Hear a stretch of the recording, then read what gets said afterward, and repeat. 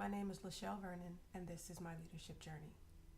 At the beginning of the applied major courses, I would say that I was shy and not as confident as I am now.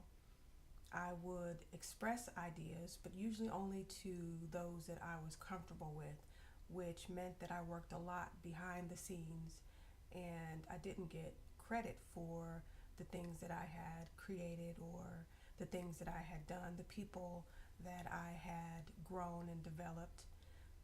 And I think that that definitely impacted me as a leader because there was little to no recognition.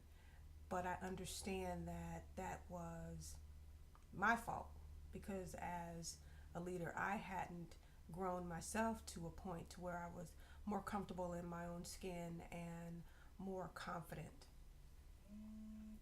What I thought I knew as a leader prior to completing this course of work, I thought I knew about listening. I thought I knew about engagement. I thought I knew about corporate responsibility. Um,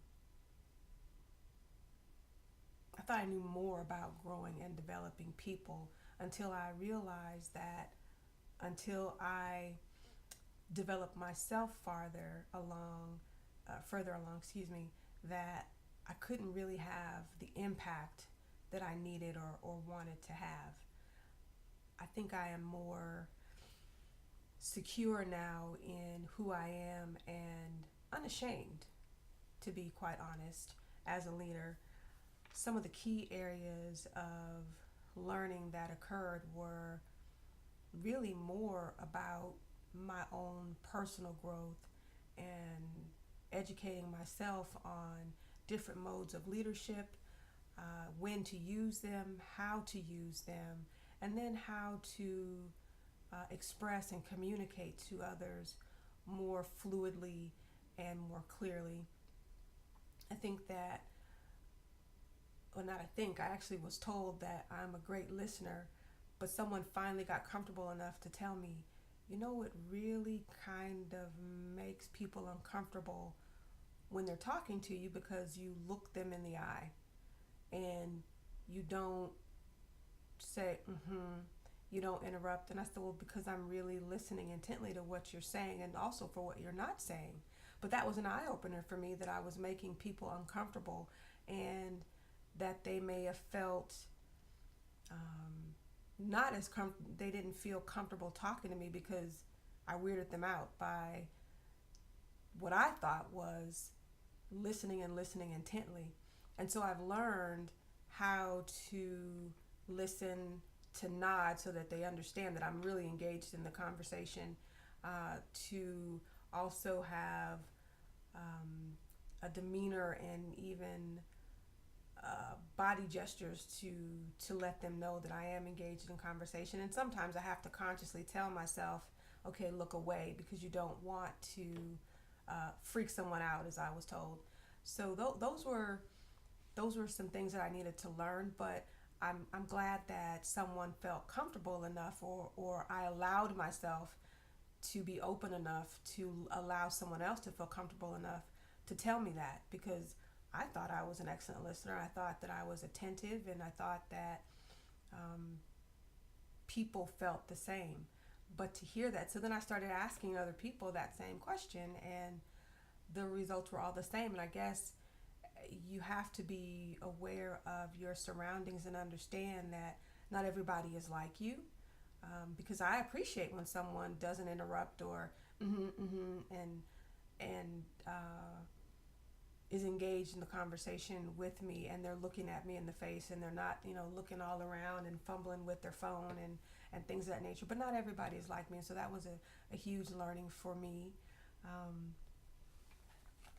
I would also say that excuse me, the level of engagement that I've had with other employees, both at work and away from work, was an eye opener for me as well. I learned that I needed to engage away from the office as well in order to create some type of camaraderie and understand more about the people that I'm leading, and to really uh, show them that I care about more than just this work that's getting done, that I care about you as a person and as an employee, and I care about your personal growth as well as your professional growth. And so those are things that I had to learn, because I've been called a taskmaster before. I've been called a controller. I've been called a bold change leader, and none of those things are bad. However, I didn't know that at the time, but you have to understand when and in what environment to use those things dependent upon the situation. You don't want to be seen as that type of leader and you only lead in one mode. And that I would say is one of the other things that I've learned a great deal about through this course study as we've moved from class to class, and that is even in project management, how things can get stuck in certain phases of the project. For example, I'm on a project now where we're we're in the middle of closeout for the project, but as a project team, we never got past the storming phase. And I didn't realize that until we got to that particular course of study, and I was able to communicate that effectively to the program director, to the project engineer, and to the project manager, and say, "Hey guys, we're stuck in this phase, and we need to brainstorm on how to get out of this phase." Unfortunately, it wasn't value added for them to heed that bit of advice, but it did get them to thinking, "Hey, you know what? We are stuck in this phase." And from that experience, though, excuse me, it taught me that there are different modes of leadership. And one of the discussions that came from that realization is that sometimes as leaders, we only know how to lead in one mode, in one theory style, and we don't take the time to refresh ourselves and to grow because this one style of leading worked for us on this project or in this environment, and we tend to get stuck. And as leaders, we always have to refresh ourselves and take some time to reflect, and I guess maybe lick our wounds when our egos are hurt, and then move on, because it's for the good of the project, the good of the company, and the good of the people surrounding you. I would say as a leader now, I am much more intentional about what I do, who I surround myself with, and how I go about communicating. I am much more intentional about picking projects that I feel are beneficial for not only myself and my personal growth, but those around me, and picking those team members that I want, because I have a deeper understanding of who the employees are or those that I'm in charge of. I have a deeper understanding of their strengths and their weaknesses, and I really try to focus on those strengths and move people around based on that. And I have a greater appreciation for motivation and actually recognition of those around me. I would say that all of that came from my studies in leadership, and then because these studies pushed me to read more. I'm an avid reader, but it helped me to search for more things to help improve myself, and because I realized that when I improve myself, I'm impacting everyone around me, and I'm multiplying myself out, which is one of the books that I read. It was Multipliers, which was an amazing book. And I also learned more about trust and control, and how to effectively exert control over a situation, but not be domineering and not be viewed as a bully.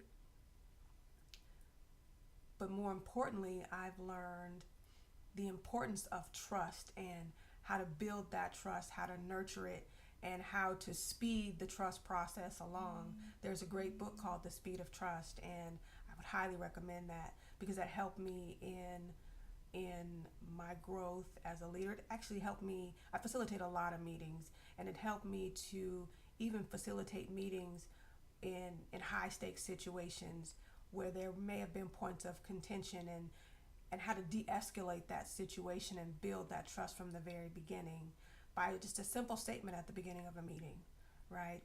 And watching how that influenced the behaviors of those in the room or those on the phone, because I do work for a global company. So understanding that if I am intentionally aware of who I am and who I'm being and how I'm presenting myself, others will follow suit. Excuse me. I would say that I am a more of a transformational leader for sure. Oftentimes, though, based on what the corporation's strategy and goals are, you may not be able to completely lead by the approach that you want to lead by. But if you take the time, I've learned to take the time to think about how I lead my group of leaders that I'm responsible for, how I lead them and how that will impact those that they lead. And I guess what I'm trying to say is I'm much more cognizant of who I am. And even though I may need to be more of a transactional leader because of a timeline, it doesn't mean that I have to be rude. It doesn't mean that I have to be disrespectful. There still has to be a mutual respect. And if there are opportunities to teach, then I need to capitalize on those opportunities and teach so that the people that we are given the honor of growing and leading, that we do that and that we honor that in them. Because I found that once your team realizes that you are doing things for a reason, and if you start with the why, or even if you don't have time to start with the why, but they know that you're doing this for a reason, and you can come back and have the discussion later as to, okay, in this situation we did this, and this in order to get this result, and this is why, right? Because sometimes timelines dictate that. If your project has gotten derailed for whatever reason or another, and you've got to mitigate things, I may not have time to sit with you and go over a detailed plan. I may just say to you, Johnny, I need you to get with your team, and you need to get X, Y, and Z back on track. But understanding that Johnny knows that at some point he and I are going, we've developed such a relationship that he and I are going to have a conversation as to what happened, why it happened, and we're going to come up with a plan, not only for Johnny as a leader, but for those that he is in charge of, to mitigate these type of situations in the future. And it's not going to be a negative situation, because we're going to use it as a teaching moment. And I think that was one of the greatest takeaways is understanding that sometimes bad things happen. They happen in a crisis mode, and how you as a leader respond has a ripple effect with your team. If you are always high strung and in crisis mode, your team is going to operate the same way, and you've got to take some time to settle into yourself and calm down in order to be that calm in the storm when those situations arise. Quite frankly, I work on mega projects that are $1 billion and above, and so when things go wrong, they go terribly wrong, and that tends to cost a lot of money. It could be a safety issue, and so you've got to be cognizant of your demeanor and how you behave so that your team can behave the same. So I would say that I'm more self-aware at this point in my leadership journey.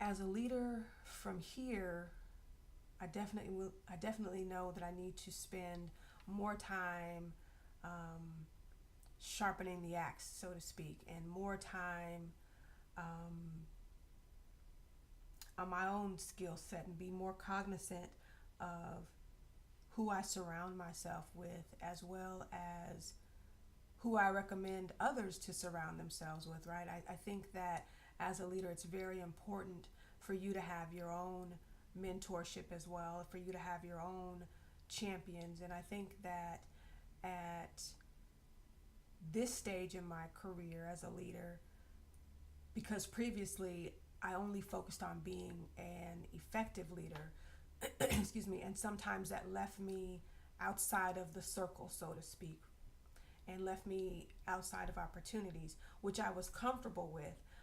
But through this coursework, I now understand the difference between a successful leader as well as opposed to an effective leader. And I think that you have to strike a balance between both.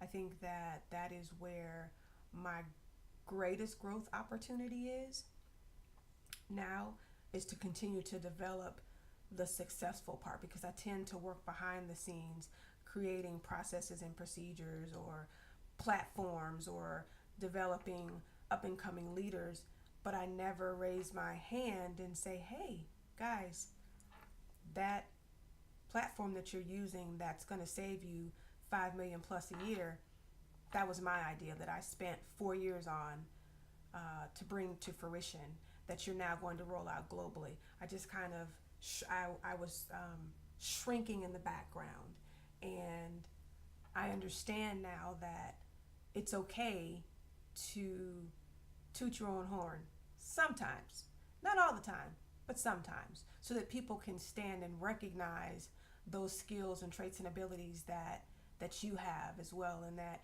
your contributions, and so that you feel valued. Because there was a certain point in time in my leadership career that I did not feel valued, but I had to own that, and I had to own or accept my responsibility in that.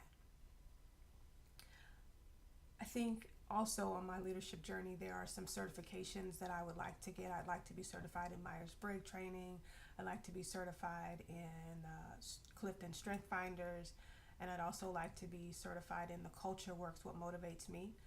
I do have a huge passion for growing, developing, and mentoring employees, but not just employees, also in the personal things that I do. I am the vice president of my Children's Orchestra Booster Board Club, so I'm interacting with other adults all the time outside of work. I'm interacting with children all the time. I mentor. I'm also on the advisory board of a charity, and so I think that those things, those certifications, and the skill set that I have developed, I think will only enhance the things that I do both personally and professionally. I do definitely see myself at some point owning my own consulting firm, whereby I can partner with small businesses or school districts in order to grow and develop young people, because one of my passions and goals is to have young leaders starting at maybe middle school age, and start teaching them about leadership and adaptability and all kinds of other leadership traits, in order to have them prepared so that when they come out of college, organizations spend less time trying to groom future leaders. I've already done it for you. I think there's tremendous value in that.